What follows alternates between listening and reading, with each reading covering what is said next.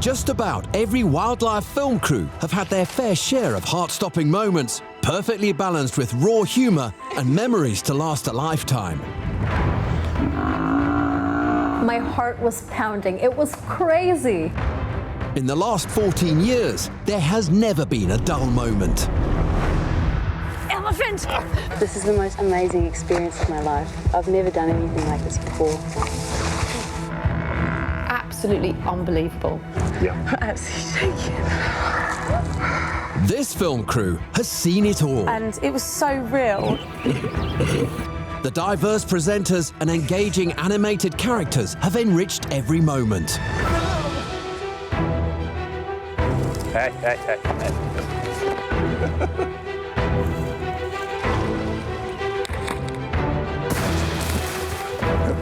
Sorry. You might touch you? No. I was legitimately terrified. These are the wild memoirs of a film crew. Hey, go away. Coming up in this episode, heart-stopping wild encounters. You might touch you? No. Side-splitting scenarios. Jaw-dropping lion encounters. The only thing I could think of was to run. Life of the party characters abound. And the circle of life unfolds. During a reality game show called the Big 5 Challenge, a wildlife filming challenge prompts brave contestants Michael and Katy to get closer than they ever thought imaginable to attempt to capture the winning footage. What sticks in my mind a lot is on that Big 5 Challenge, they were given a camera. We needed to film a wildlife video, and we saw the perfect opportunity when we came across a hyena den. There was the mother, she had some cubs with her. And what was amazing, that hyena was very habituated to vehicles, because it was a known den and that type of thing. And what we did differently is when we got out, she came out, and she was so inquisitive. Incredible animal. And people have this wrong impression about them, but when you see something like that, you could never do that with anything probably other than a hyena. What a great set. And with her little cubs come and sniff you, it wasn't fast. This is such a magical experience, to be here with these beautiful wild animals in their environment and see such curiosity.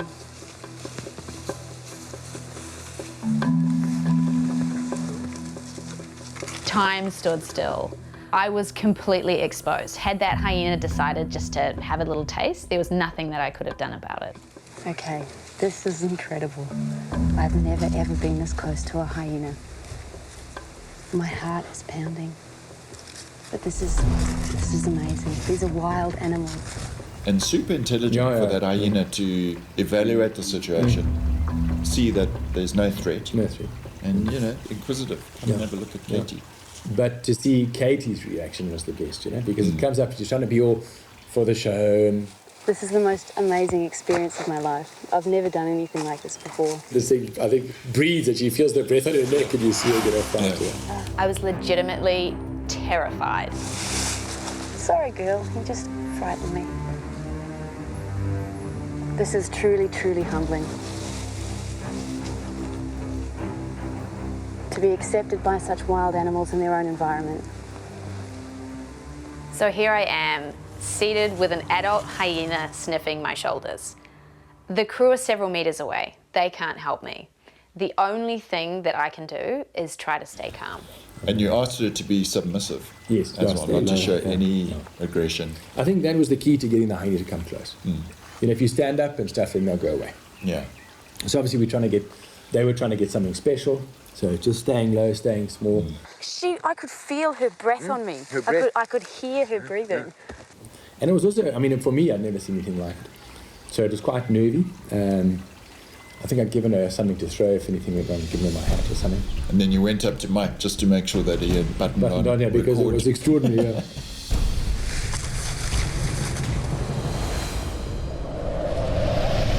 Talk about doing anything for the shot. What an incredible incident. Come on, Michael.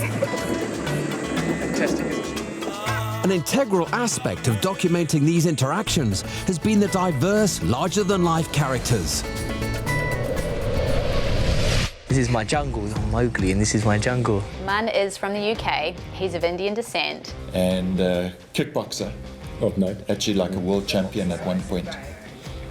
And I remember when we were setting up the scenes on the introductions and I had the pads and he had to have a workout, you know, because we wanted to show what they did. He's this big, muscly, devilishly handsome guy. And he's also incredibly vain. Which is why he's got these bad boys there. Yeah, they look good, don't they? But yeah, hygiene and vanity equals Mun. High five to that. He was working out and hitting these pads. It's like half breaking me. The impact. Like, I remember thinking, this guy's potent, man. Tough. Isn't he the most vainest man you've ever met? Where's the beach? But then, in certain instances, like with the grasshopper. So we've got the grasshopper here, and what we're going to do, we're going to drop it in the spider's web, and we're going to watch it feed, the spider feed. But they were setting up that scene and it jumped in, screamed like a baby. It's moved. So he's tough, but he screams. Sorry. It moved with my fingers. And then you sort of, I don't know why I did that. What's wrong with me? I freaked out, as you can see earlier, by this little thing here. The next thing is to zoom into these big bad boys. Check the guns. Zoom into these bad boys. So if you had a fight with him, you just take a grasshopper to the fight. Yeah. Oh, bollocks. Exactly. Yeah, he was a good guy. Full of fun, And, yeah, full of and humour. protective of everyone. And, yeah, he's just a really, he's a really nice person to work with. Rhino pose. Life of the party. Yeah. Life of the party. A very apt description for another wildlife travel presenter, Karina Holmes. Game for any challenge, Karina definitely had her fill of close calls in the untamed wilderness of Zimbabwe.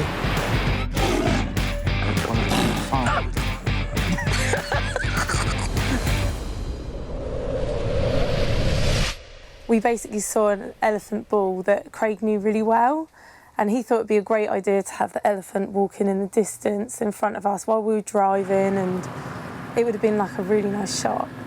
However, when we got parked and we were waiting for the elephant to walk across, and he was miles away, all of a sudden, the elephant completely did a 180. He walked up that slope towards us, and we were sitting under a tree, and he started coming a bit close, and Karina, you know, being the life of the party kind of was sitting on the Land Rover at the time. So I'd hopped in the Land Rover to reverse it back to get away from him because he wanted to come feed underneath the tree. And that's, then he got too close and I didn't want to start the car because he'd get a fright or something like that. So that's when we said, just be still. At this point, I wasn't too worried because Craig knew the bull ellie well. Can you just look at him? He's a good elephant. He's a friend of mine. And one of the elephants I know really well. So I wasn't too panicked, but then it carried on walking towards us, and it got to the point where you were like, what's it going to do? Why is it coming so close? And although it was really exciting, it was also really nerve-wracking. In a situation like that, when things do start to go a bit wrong, the best thing is to be still. Just sit still. You're an incredibly brave girl, Karina. That's enough, big boy. Okay, just lean back. It's fine. Just lean back. He might touch you. No. That's fine. And no one's running, no one's going to give the animal a fright, you're not going to get a bad reaction. And we didn't get a bad reaction, but it's not something I would ever want to do. It was far too close. You never want an animal to touch somebody or anything like that. He did seem relaxed. You know, you could see it in his eye. It's incredible. Look at the beautiful eye he has. And that's what you must look at an elephant. He has a gentle eye, this animal. Which is great. Which was fine, but it could very easily have gone wrong. Yeah. So it was, in a way, I don't like to see it because I think, from my side, I cringe. Craig grabbed my hand. Can you just hold my hand here if you want? Okay. And at this point, I knew we might be in trouble. He was holding it tight so he could whip me off the bonnet if I needed to be taken out of harm's way. So now that's the first time I've ever had a person on safari touched by an elephant. You were in a safe place. If you'd done anything, it would just pushed you over. You're probably the bravest person I've ever taken on safari. No man has been as brave as you. It was actually a really emotional, beautiful moment. However, it could have been a really bad moment, but We were all really excited afterwards that we actually got it on camera, that people at home would believe what actually happened, because trying to explain that to someone, people would be like, oh, that never happened. You're right. Yeah. Hey?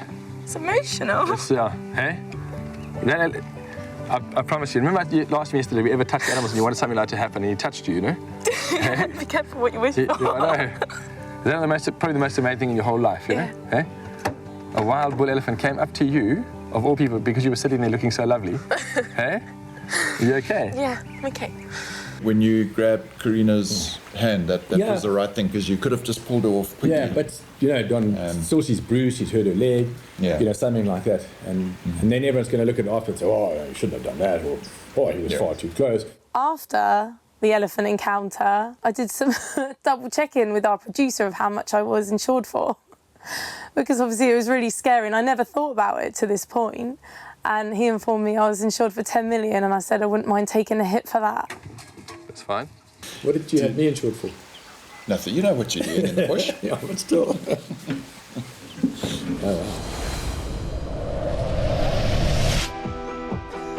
Whilst the ultimate goal is to gain experiential knowledge about wildlife, there is always time for a bit of a laugh. What just happened?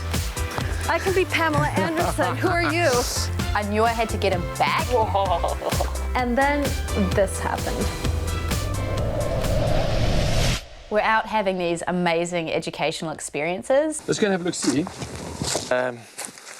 They're flowering here a bit. And Craig picks up what I think is a berry and tells me it is a rare African form of coffee. And it's a very old tree. They don't normally grow nearly as big as this. It's obviously been here for hundreds of years. And you can see the little seed pods developing like this, and that type of thing. Oh, yeah. And I find some, yes, look here, there's some on the floor here. And this is last year's seed. The problem with this stuff is that they've tried to market it as a coffee, but it doesn't have any caffeine, so it's no use to people. And you taste how sweet it is. No, people won't buy it because of that. But it's sweet, sweet, sweet coffee. It's old, so you can't really smell it, but break it open or bite it open. And so little old me, I have a taste. And then taste the sweetness. And it turns out it was impala dung. You and me. You're really nasty. So there's some on your lip here. I can't believe you are you enjoying the Turd world? You had your coffee break now. Yeah, I feel bad every time. So this is not a coffee tree? No, I don't even want the name of that tree. Oh, I can't believe it. You know, can we ever trust that man? Bushman. You're just mean. Do you want a crappuccino? Cappuccino. I'm going for the cappuccino then. Oh dear. I knew that I had to get him back because that dung was disgusting. And so I got the producer to help me. And together we went to the chef at the lodge. And this is my revenge. So we have rock rabbit poo, and I was sort of hoping that maybe you could do something gourmet and coat it with chocolate, and then we can feed him this lovely delicacy later on today. Yeah, well, anything's possible, eh? We'll definitely take care of this and make it work for you. And we pranked Craig. And he was caught hook, line and sinker. It's on the property. I want some coffee, but I drink black coffee, but It's not. Let's try them, I don't know. yeah. What is it? Mate, I think they're real Malteser. Well, look, I don't know. I think right from the beginning. It's. So what's it like to eat desi poo? Craig, we had the kitchen. I knew they went that. Coffee tree? I looked like. Coffee tree? The kitchen whipped up a little delicacy for Craig. You know what there was? I could taste. It was dry. I didn't think that you'd go for it. Would you like some? We knew you like chocolates. Doesn't matter how that tastes like. So how's that for payback? Come on, fair's fair. We did okay? You did okay? He was so full of life and total nonsense.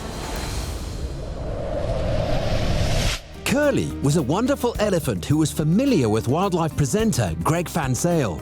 And while filming a sequence for a study on body language, things didn't quite go according to the script. I was having lunch, and Craig and the crew had kind of wandered off a little bit, and Curly happened to come up. As he came past me, he just paused for a bit, had a good little look. I was busy thinking, Craig, talk to me. Is this good? Is this bad?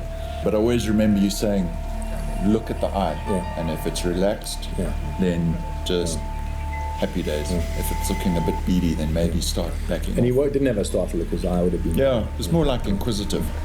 But, you know, funny, Don, he then came up and he was feeding on the tree.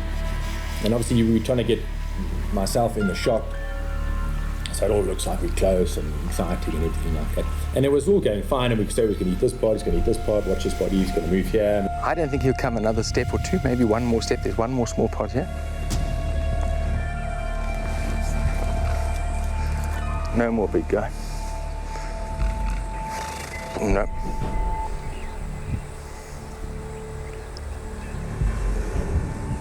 A small branch. See, that leaf wasn't good enough. No, I really didn't think you were going to come another step. I saw something going on, which I later found out was a mock charge from Curly, You silly Billy. which caused one of our crew members to roll down a hill. At least your camera's not dirty. This guy got the best view of you falling off. And look, you don't want to stand there because he'll bump you, he'll send you flying. There was laughter after what seemed to be, from where I was standing, a little bit of a tense moment. I was kind of trying to see what was going on. And when I heard the laughs, I realised that everyone was okay, and then I just saw this elephant wander off, nonchalant. And he's off to the next tree immediately. And that's what's nice. I wonder if he feels good, because it makes us feel good having an experience like that. Shaken but not stirred. Another really fun day. The African wild dog, the most efficient predator on the continent. Using an unconventional method, cameraman Neil Fairley immersed himself into the pack in order to reveal the secrets of these successful hunters. We're trying to do something completely different, and because those wild dogs have been so well habituated to motorbikes. They're used to the researchers monitoring them on motorbikes, and they're used to us going along and filming them on the motorbikes. So it bodes well for the series, and hopefully we'll be able to actually capture some of the more important and hidden wonders and dynamics of the hunt. We thought, why not try strapping a few cameras onto me, and I'll just ride as fast as I could and see if I can keep up with the hunt. And I think at sometimes we were doing about sort of 60, 70 k's an hour. When the dogs are hunting and, you know, an impala's going that way, they're going that way, whether there's a tree there or a thorn bush or whatever, you've just got to... I just put my head down and I said, this is it, I'm going through, and just plough through. Well, it's because there's no open plains there, like Kenya or Tanzania. It's just thick bush. It's very dense. It's thick, it's tight, it's close, compact. There's thorns, there's gullies and rocks and hills. There's elephants, there's lion, there's buffalo, there's rhino. The odds are kind of stacked against us at the moment. Nevertheless, we'll carry on, we'll persevere. 6 months into filming, we still didn't have a single full kill on camera. We had beginnings and ends and middles, but nothing continuous. It was really right at the end of our filming stint, and we were with a big pack of dogs, the Splinters pack, who were over 30 dogs, and because of the numbers, they'd started hunting bigger prey. A lot of what we'd seen was impala kills, and now because of the greater numbers, they're looking for bigger prey like wildebeest, and they managed to come into a herd of wildebeest in a relatively open area. So I was confident that, you know, I'd be able to keep up with them. But the chase went on and on. It must have been probably about 5 kilometers long, that chase, and they just pushed these wildebeest and pushed them, and it was through woodland, it was through acacia, thorny thickets. At one point, the wildebeest even went into a water pan, to try and submerge themselves, and the dogs went straight in there and chased them out. But anyway, I managed to keep up with them, and they managed to make a kill right in the middle of this dense, thorny thicket. And I got there just in time. I managed to weave and wind my way in there, and there's branches smacking the camera, and you can hear the cracks against the glass. Seeing all your cuts. I was absolutely covered from head to toe in scratches and bruises across them, you know, branches whacking my face. But anyway, in the end, we managed to get that first kill, and then we decided to extend a bit longer and managed to get quite a number more, and it was it's so rewarding because I think what we managed to capture there is something that no one else has ever achieved before. It was very unique. It was very, good. Intimate, being able to be with those dogs and keep up with them without interfering in any way with their natural behaviour. So I was really proud of what we managed to achieve. And also seeing things that people didn't expect that the wild dogs did. That same pack hunted buffalo. Yeah. And they were like, wow, They wild killed dogs it. don't hunt buffalo because they're far too big. Right. All the textbooks will tell you they won't hunt buffalo. They do. We got it. Yeah. Giraffe. And the researchers were, they were also amazed to be able to see from start to finish. Yeah.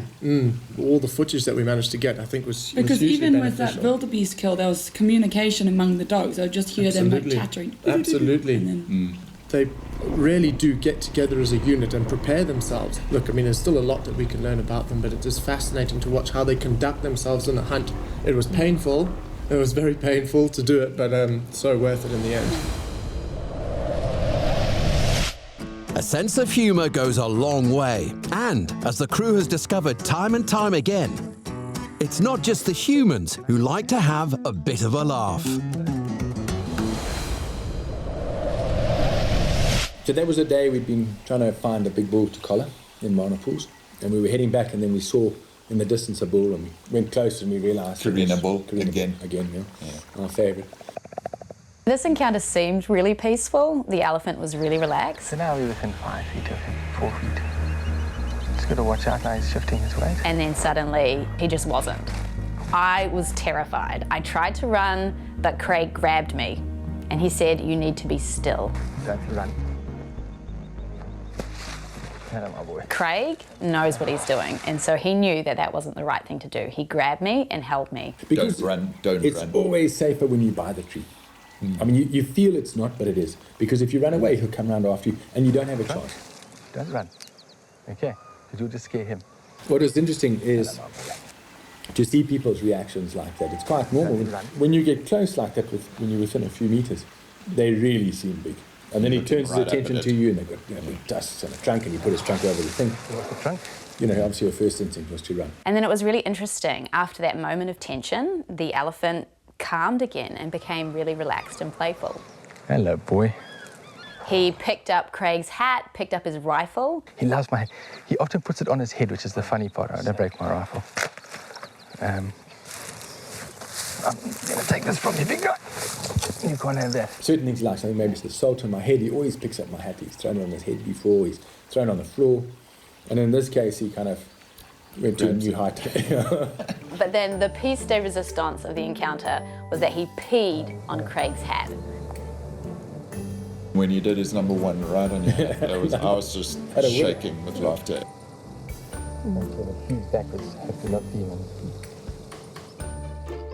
And Craig is such a jokester, always playing tricks on other people. So I really feel like in this moment, he got his just desserts.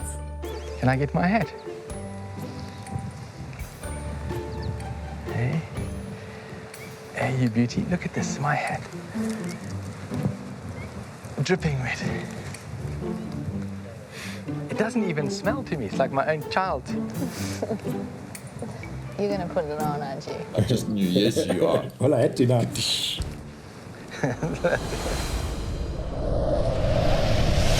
You can see over here. On this occasion, Craig and Karina are intent on tracking a pride of lion. Little did they know what was in store for them. Carrying on with that Karina show, we had that incredible experience with the Karina bull on your Land Rover, and we just thought, wow, that just tops it. Yeah. But then the next morning, that early morning walk, going into that pride of lion. Because we'd heard them roaring in the night. Yeah, and remember they'd come through your kitchen in the camp. Yeah. And I had a little sniff around, and then we heard them making their noises later on through the night. Needless to say, I didn't get much sleep that night. Your chef, Kissmore. That's the boss. Lions. That set us up for the next morning, which was tracking lions. You can see over here, see the footprints? Especially when the light is low, they cast a really nice shadow. Yeah. You see that? There's another one. These look quite fresh, actually. Yeah, you can see everything. Very fresh. We heard them last night as well, so we know it's not in the Yes, in my night. tent. Another big one. It was incredible to come up and see the sky, beautiful lighting. And it was quite a peaceful situation to start. And I'll tell you the truth here. We're always looking to have an experience. The lions are lying down. We'll go over there, get as close as we can without upsetting them. And what happened there was the lionesses weren't bothered with us, and they'd moved off, and the male had been mating, or was mating with one of the females. Which made the male lions a lot more aggressive. And he'd got left behind, so we just kind of carried on straight and kind of got a little bit in between the two, and that's what created his reaction to us. So we stopped when it was fine, we knew his distance was okay, we had enough cover. And then he'd walk out of the trees he was at and then give us a go.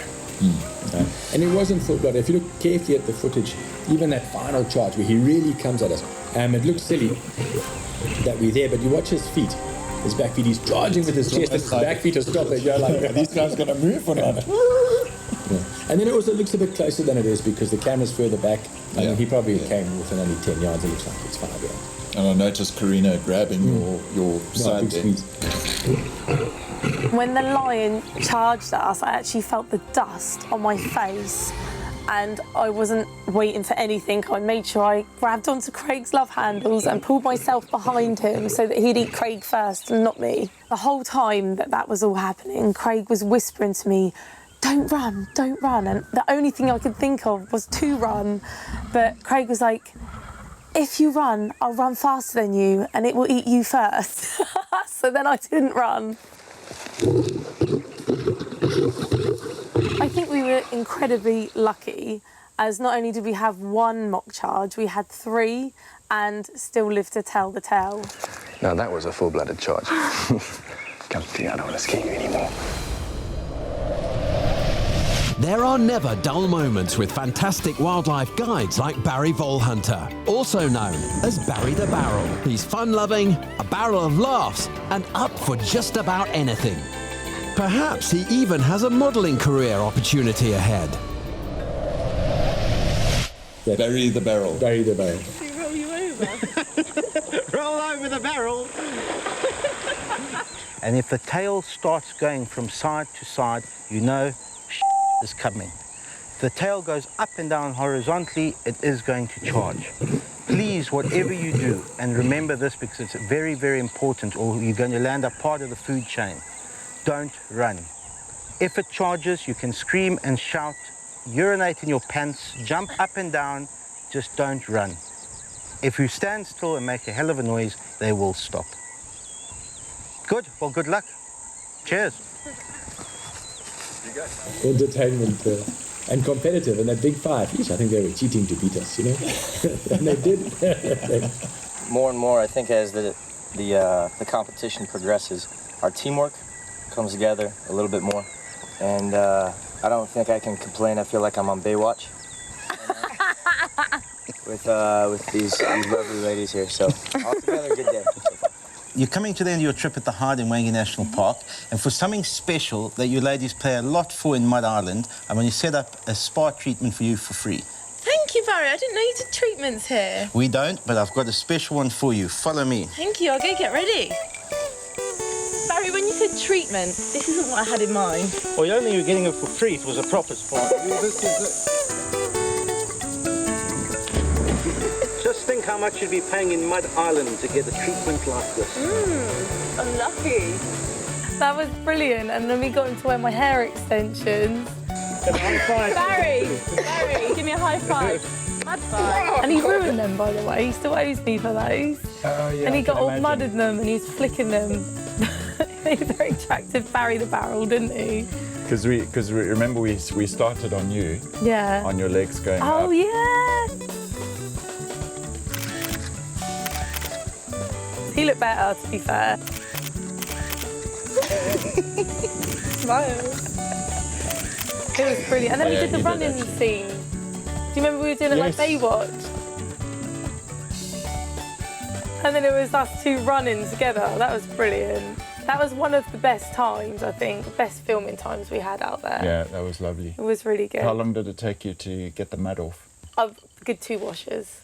The extensions I binned straight away because I saw the state of them, and then Barry got a bit vigorous with them afterwards, and they were all knotted and matted, so I just binned them. And then, remember, we brought you back for the Big 5 Challenge. Yes. Season 2. I do. And those same well, new hair extensions. New ones, not old ones. Made another appearance. Yes. I feel more comfortable being with two beautiful women. Barry decided to wear them for good luck on Lion Day. Today's Lion Day, and Devon and Pride have come up with this idea that maybe if we look a little bit more like Lion, and with the lack of hair on my head and the baldness, they've decided to give me a mane. We had a good day. We won. Look like the dizzy blonde. But no, we came up. We did well in the end, didn't we? Very, very good. Yeah, that was a good time. They didn't get ruined that time. Chitaki Springs, one of the wildest places on Earth. The perfect location for an action-packed Predator movie. The crew, however, had to keep their wits about them, as danger lurks around every corner. I was so privileged to be able to join Clyde Elgar and Leah Beaver in filming an engaging Predator movie at Chitaki Springs in Mana Pools National Park. Now, Chitaki has a spring roughly 1,300 meters in a riverbed, banked by steep sides, so it has the perfect ambush opportunities for all the predators, including a formidable pride of lion that we got to know intimately. And not one sequence in the movie was filmed from a vehicle, all on foot, carrying the heavy kit, which was really exciting. And the lions got so used to us and would just ignore us on most occasions. And I remember on this one particular occasion, Clyde and Leah had set up their tripod camera and they were on their deck chairs. The lion were about 15 meters on the right, just waiting for buffalo to come from the opposite bank. And when the buffalo did come down, we were all focused on the buffalo and trying to sort of get the reactions from the lion, etc. And next thing, these lion just sprang up, ran straight past us, like 1 or 2 meters, straight for a warthog on the left, which we didn't even see. So it was just incredible how we didn't really exist. Filming in Zimbabwe has led to the most remarkable encounters, but the crew has also had to face some harsh wilderness realities.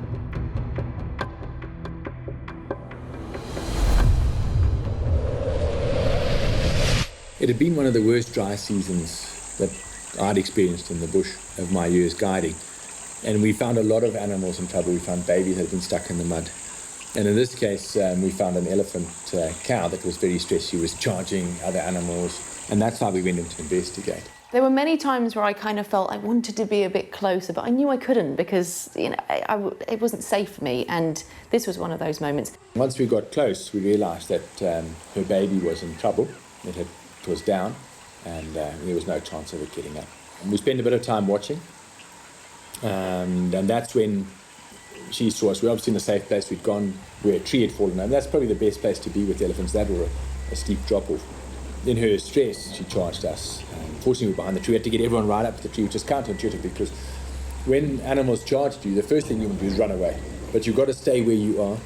If you run, she'll come around the tree and you've got no chance of getting away. And you don't have to shoot the animal. This situation was quite dangerous. So we had to get everyone safe. I had to push, I think Troy was the other camera guy, get him right up close. You were there. We had to keep Nicola next to the tree. And then I went behind, I think, just to stay on the one side in case she came around and we could shout at her like that. You gonna step over there? She does it. We just came to see you, my girl. Sorry. Hey, go away. She was dead serious, you know, then coming back a second time, and the third time, definitely. Sorry, my girl. Come down. You filming?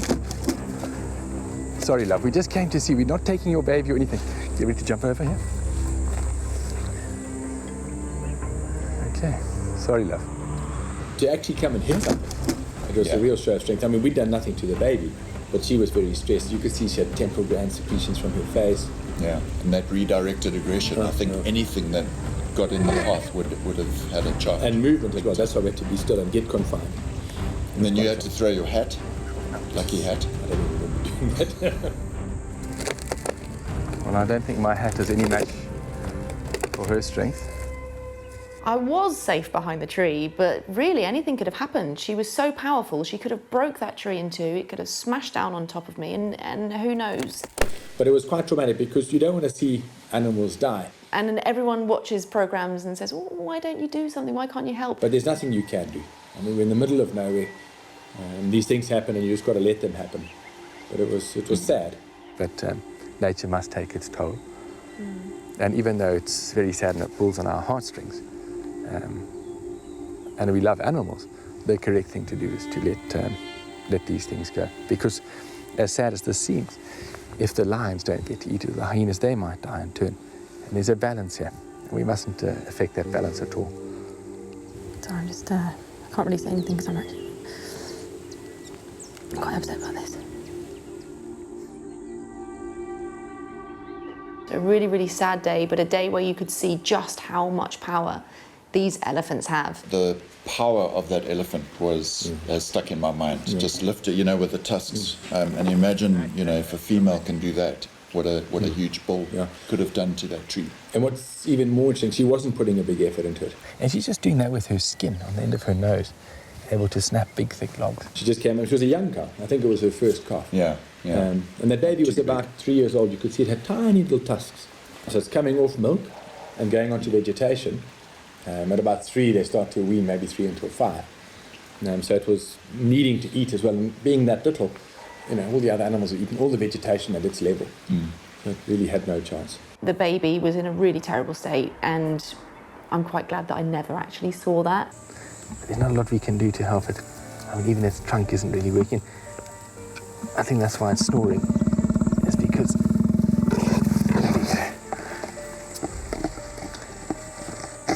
You see, it's much nicer now. It's not suffocating. And look at all this fluid that's built up in this poor animal.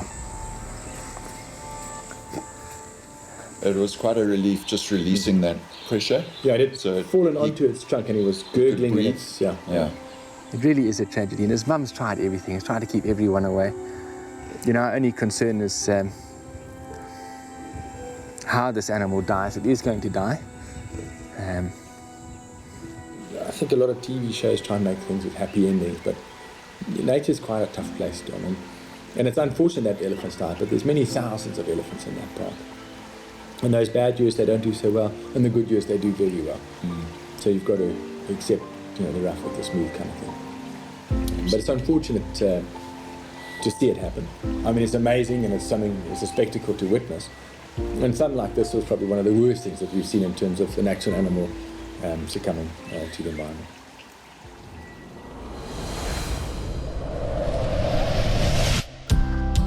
To lighten the mood, we reflect on Craig teaching Karina a few guiding tips, or traps. One of the things that we did was to try and catch Karina out. Do you remember that time when Craig pulled up to that massive elephant dung? It's the kind of thing we're looking for, fresh dung. It seems we have this huge fascination with dung. The turd world. The turd world. Well, you can feel how old it is. So it's going to look disgusting, but it's a herbivore. And if you feel here, it's actually quite pleasant, especially on a cool morning like this. Feel just how warm it is in the middle here. Are you kidding? No.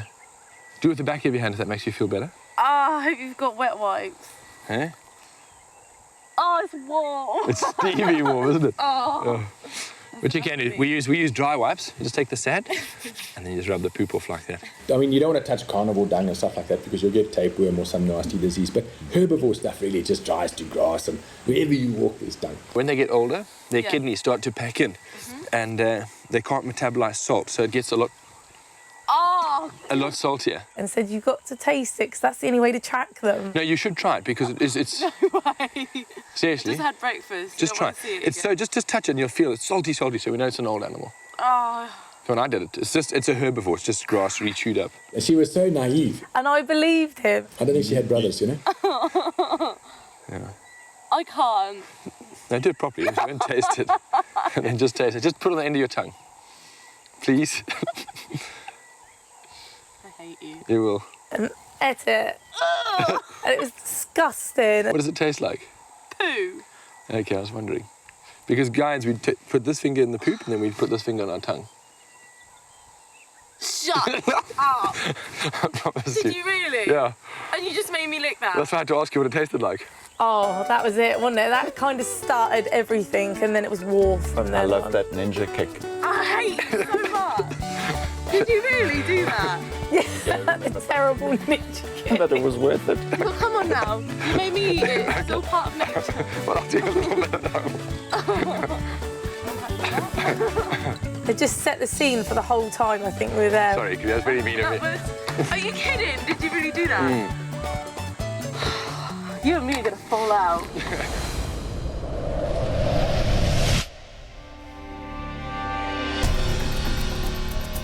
In the untamed wilderness of Mana Pools rages a battle between predator and prey. And sometimes the crew accidentally ends up in the way.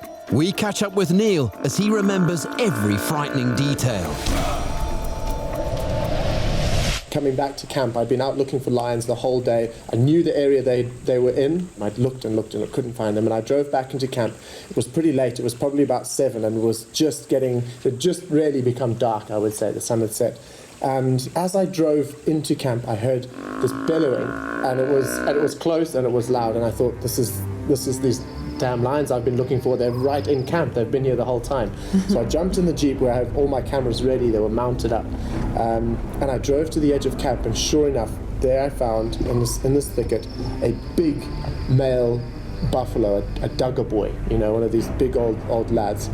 And there was two adult female lionesses trying to take him down with 2 sub-adult males who really didn't know what was going on, but the 2 females were on him.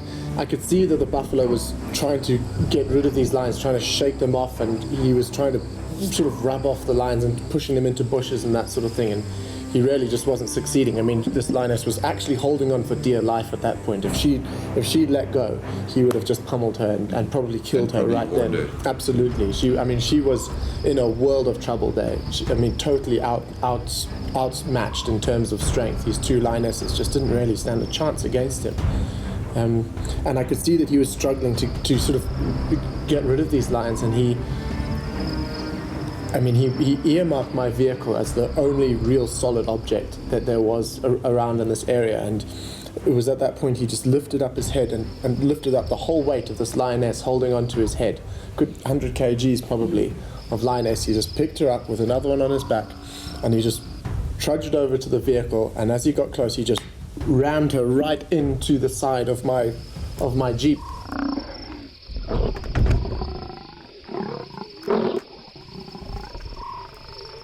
So I'm talking the same distance as we are sitting right now.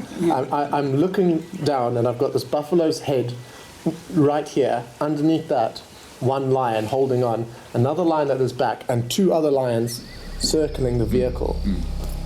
And my younger days filming, I always thought I'll go to any lengths to get the shot. And I think that's when sort of preservation kicked in. I thought, this is actually too far. I've gone too far now. I'm the only person out here. It's night. I've got 4 lions and a buffalo. A wounded buffalo. Yeah, having a fight basically underneath my open vehicle. So when they hit the vehicle, my mind was just absolutely racing. Adrenaline was pumping, and I thought, what am I going to do?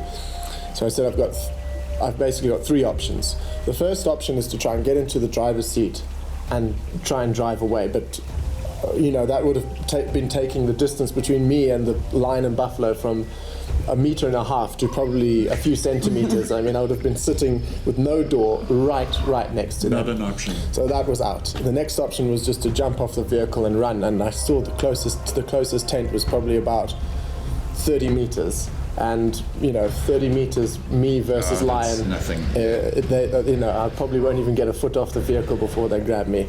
So that was out. And the third option, which I chose, was just to sit it out and just keep rolling. Yeah, just hope and pray that I just got through that scenario, and I did. And I don't know what the footage was like. I think you can hear me at some points just talking to these lions, telling them to back off and stay away. Eventually this lioness just held on, literally for dear life, and the buffalo gave up and he moved away. And they finished him off in the end. He put up an incredible fight, but it was about 40 minutes later one of the lionesses moved in, got a great hold on the muzzle, and finished him off one time. And we cut that down to about 30 seconds. About 30 I nearly died for about 30 plus or minus 30 seconds. Maybe 4 clips of that were used, and I But put it my was life so valuable on the line. in the movie. Just added that little spice. Absolutely, to what we needed in the It did, storyline. and it was, I mean, an amazing situation to be in. I hope that is the closest I will ever come. I don't intend to be in that sort of a position ever again. That's the I've peaked. I'm sorry Michaela wasn't there to hold the line. So am I. I'm really glad I wasn't.